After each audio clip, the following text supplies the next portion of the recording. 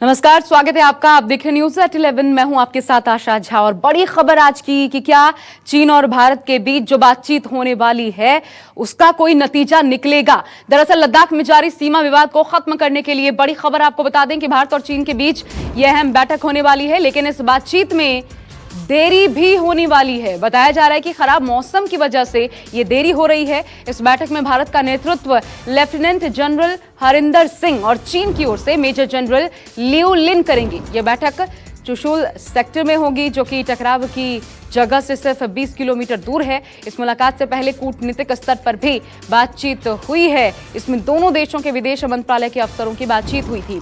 इस दौरान बातचीत में विवाद न बढ़ने पर सहमति जताई गई और इसी सहमति का नतीजा है कि आज ये बैठक हो रही है, जिसके बाद उम्मीद ये की जा रही है कि इसका कोई हल निकलेगा, क्योंकि 1 महीने का वक्त बीत चुका है। और देखिए क्या क्या इस बीच हुआ।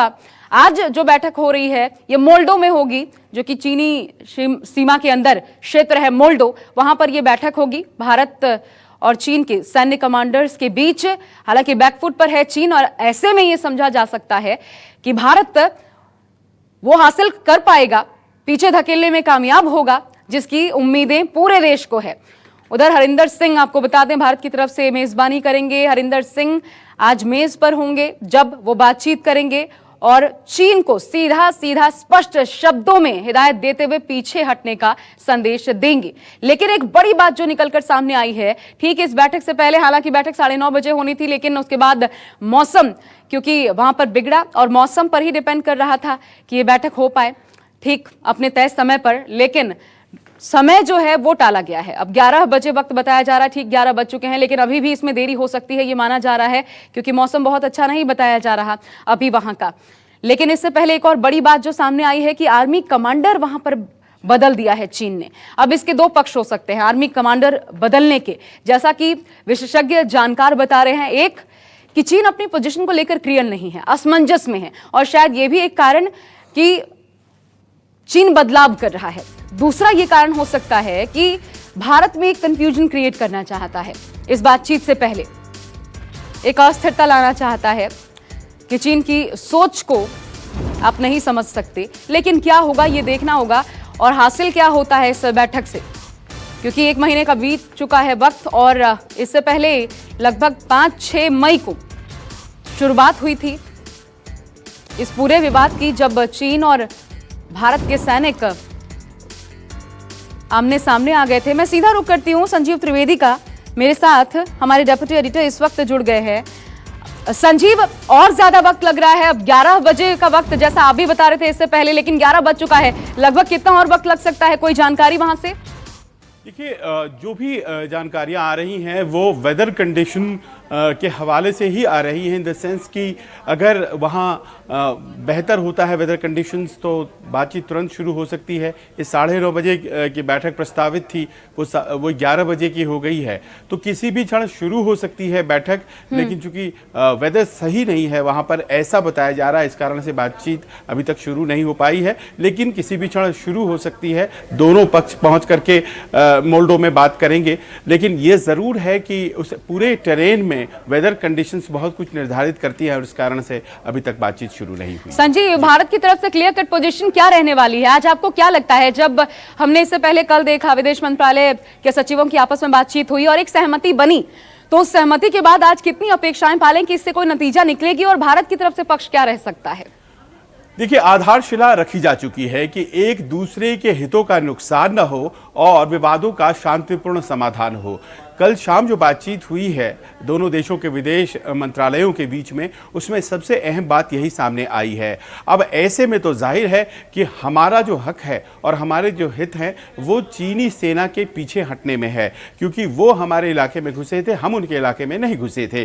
दूसरी बात, आशा, हम लोग सड़क बना रहे थे फिंगर 4 पर, एक फीडर रोड, हम वो बनाते रहेंगे, उसमें हमें कोई दिक्कत नहीं है, होनी चाहिए। वो आके रोकते हैं तो ये नहीं होना चाहिए। और तीसरी बात, हमारी जो फुट पेट्रोलिंग है वो रुकी हुई है खास तौर से, और ऐसे में उस पूरे इलाके में हम फुट पेट्रोलिंग शुरू करेंगे जो सप्ताहवार होता है, और ये अभी नहीं हो रहा है, तो इसमें भी कोई दिक्कत नहीं आनी चाहिए। ये 3 पक्ष हम रखने जा रहे हैं। अब देखते हैं सामने से क्या नेगोशिएशन होता है और किस तरह से बातचीत होती है। संजीव, आप बने रहिएगा। एक तस्वीर भी इस बैठक से पहले देखिए सामने आई है और संजीव, जरा बताइए, क्या ये मोल्डो में वही जगह है जहां पर बातचीत होनी है आज भारत और चीन के बीच?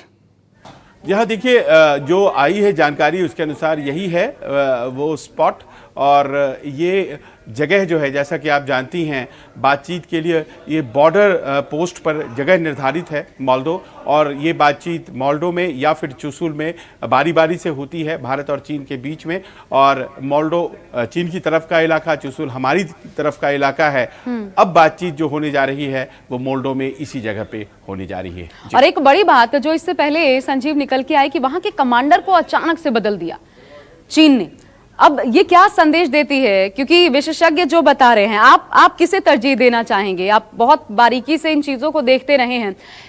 क्या चीन अपने पोजीशन को लेकर क्लियर नहीं है इसलिए अचानक से कमांडर बदल दिया, या फिर चीन भारत में एक पशोपेश, एक कंफ्यूजन क्रिएट करना चाहता है? किसका नतीजा ये हो सकता है?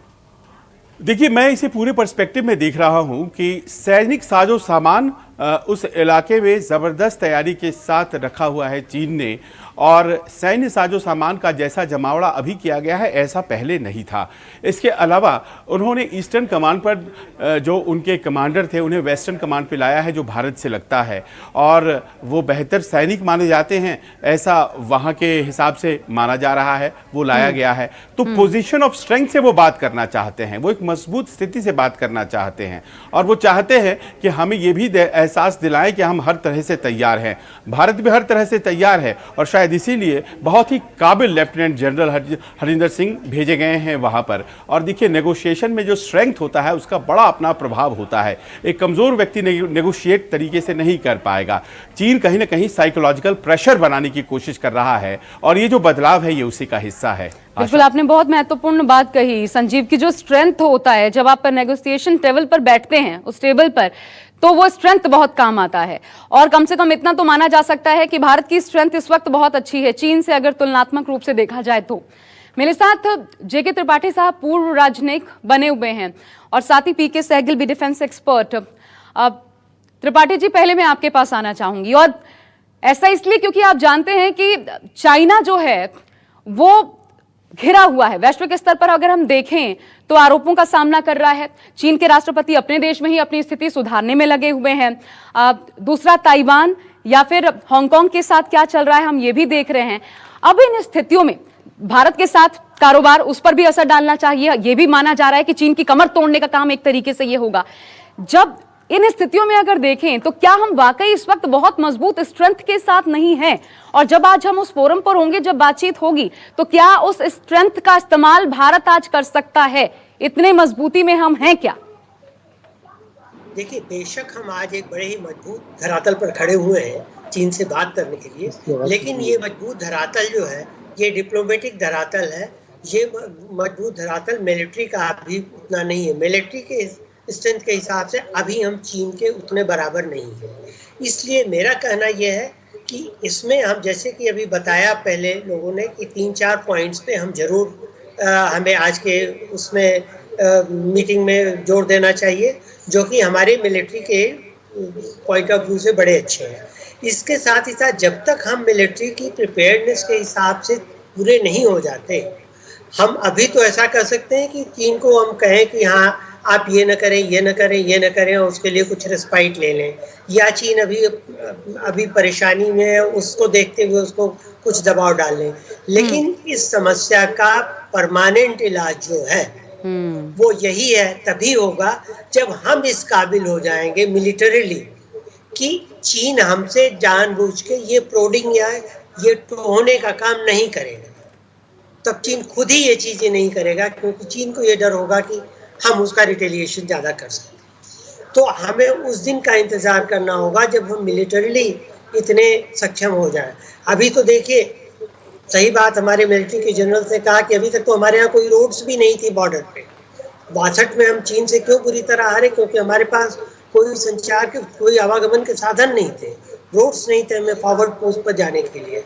अब वो हम बना रहे हैं। तो अगर जब ये सब पूरा हो जाएगा, तभी हम ये सोच सकेंगे कि अब चीन की समस्या से हमें मुक्ति मिल गई है। एक चीज है साथ साथ त्रिपाठी जी, जब हमारे पास रोड मैप है, हमें पता है कि हमें क्या करना है खुद को मजबूत बनाने के लिए, तो आप जो कह रहे हैं कि सैन्य रूप से जब हम खुद को मजबूत बना लेंगे 62 से लेकर के अब तक, और हमें पता है कि हमारे जो पड़ोसी मुल्क हैं, चाहे पाकिस्तान की बात कर ली जाए, चीन और पाकिस्तान का किस तरीके से सामरिक एक गठजोड़ है, इन स्थितियों को देखते हुए भी आखिर वो क्या कारण रहे कि हमने अपने आप को सैन्य रूप से मजबूत नहीं किया? ये तो हमारे अपने ऊपर था, तो कमी किसकी रही और क्यों ये कमी आज भी हमें भुगतनी पड़ रही है?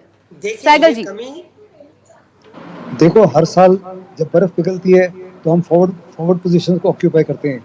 इस साल कोरोना की वजह से हमने फॉरवर्ड पोजीशन को ऑक्यूपाई नहीं किया और बहुत बड़ी गलती की कि हमने अखबारों के माध्यम से और टीवी के माध्यम से बता दिया कि हम फॉरवर्ड पोजीशन को ऑक्यूपाई नहीं कर रहे।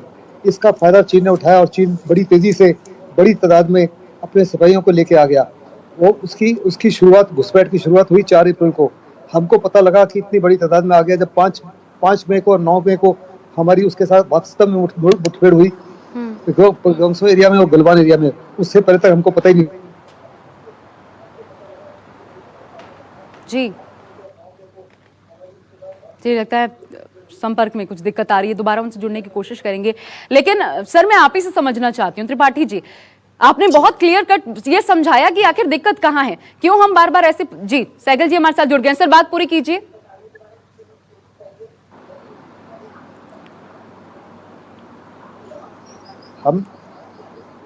हमने इस माफी की गलती रेको बार पहले भी किया है।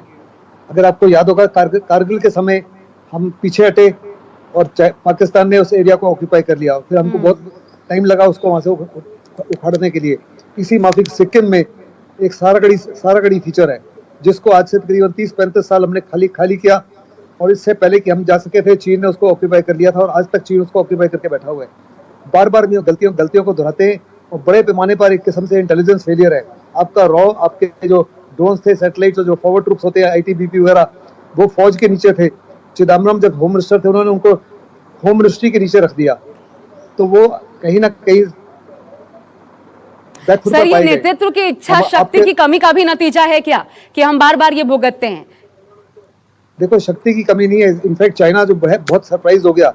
चाइना को लगता था कि हिंदुस्तान के ऊपर बहुत जबरदस्त दबाव पड़ेगा because of very large concentration, लेकिन हमारा रिस्पॉन्स इतना फास्ट रहा और हमारी बिल्डअप इतना रैपिड रहा कि चीन जो है काफी ज्यादा चिंतित हो गया, घबरा गया। उसको साफ तौर पर नजर आता है कि किसी भी हालत में ये सरकार और ये देश झुकने वाला नहीं है, और इसीलिए वो नहीं चाहता कि किसी प्रकार का युद्ध हो, क्योंकि इस समय चीन इंटरनेशनल प्रेशर के नीचे बड़ा जबरदस्त है हर तरफ से।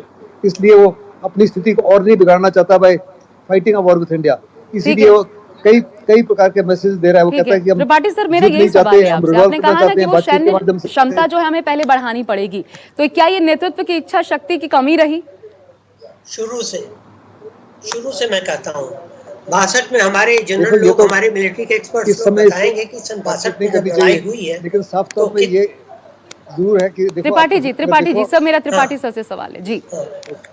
हमारे और सेना के मित्र बताएंगे कि सन 62 में जब चीन ने हम पर आक्रमण किया तो हमारे पास बिल्कुल प्रिपेयर्डनेस नहीं थी, हमारे पास रोड्स नहीं थी, हमारी पॉलिटिकल लीडरशिप की नाकामी यहाँ तक की थी कि जब ईस्टर्न कमांड में जनरल कौल को वहाँ पर इंचार्ज बनाया गया, जिनका कोई अनुभव फॉरवर्ड फाइटिंग का नहीं था, वो क्वार्टर मास्टर जनरल थे और जाते ही वो बीमार भी पड़ गए तवांग क्षेत्र में।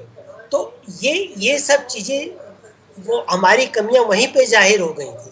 अब लेकिन उसके बाद से धीरे धीरे हमने अपनी सैन्य क्षमता बढ़ाई है और अब ये हालत है कि चीन हमारे ऊपर आक्रमण करने का साहस नहीं करेगा, इसीलिए वो टोह लेता है, नाथुला हो, मेजरला हो, जीपला हो। ये पॉजिटिव एंगल है, कम से कम ये अच्छी बात आपने बताई कि हिंदी चीनी भाई भाई कभी कहा जाता था, लेकिन हालात ये हैं कि दोनों भाई आमने सामने हैं। और आज जब एक मेज पर दोनों देशों के सैन्य कमांडर सामने सामने होंगे तो तय होना है कि आखिर इस तनाव को खत्म कैसे किया जाए।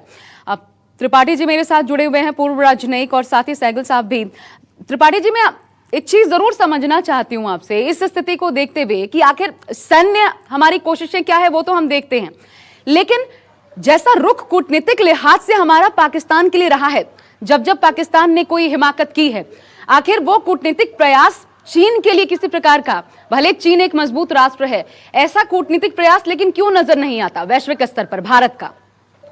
देखिए, इसलिए भी नहीं नजर आता कि जितनी पाकिस्तान के साथ हमारी बाउंड्री है उससे ज्यादा बाउंड्री चीन के साथ लगी हुई है, और जितना ताकतवर पाकिस्तान उससे ज्यादा ताकतवर चीन है।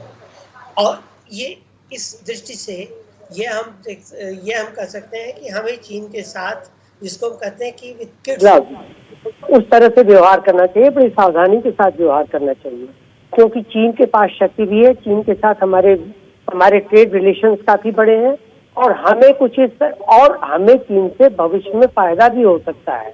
अमेरिका के पेरिस पर्यावरण समझौते से हटने के बाद चीन के साथ मिलकर के हम पर्यावरण के रूप में काफी कुछ कर सकते हैं, और शक्ति संतुलन के लिए भी हम चीन की भी मदद ले सकते हैं। ये एक तरह से खेल चल रहा है जिसमें हमें चीन को भी बैलेंस करना है। पाकिस्तान से आप तुलना न करें, क्योंकि पाकिस्तान अभी आर्थिक दृष्टि से कंगाल हो चुका है। पाकिस्तान हमारे लिए किसी भी शक्ति संतुलन में कोई भी हिस्सा पैदा भी नहीं हो सकता है।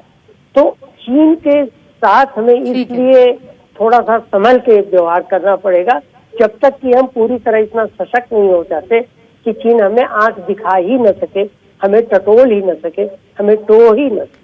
चलिए, तो वो कॉस्ट क्या लगती है या फिर हासिल क्या होता है आज इस बैठक का? जैसे ही शुरुआत होगी खबरें भी आना शुरू हो जाएंगी। बहरहाल बहुत शुक्रिया सैगल जी आपका भी, त्रिपाठी साहब आपका भी हमारे साथ जुड़ने के लिए।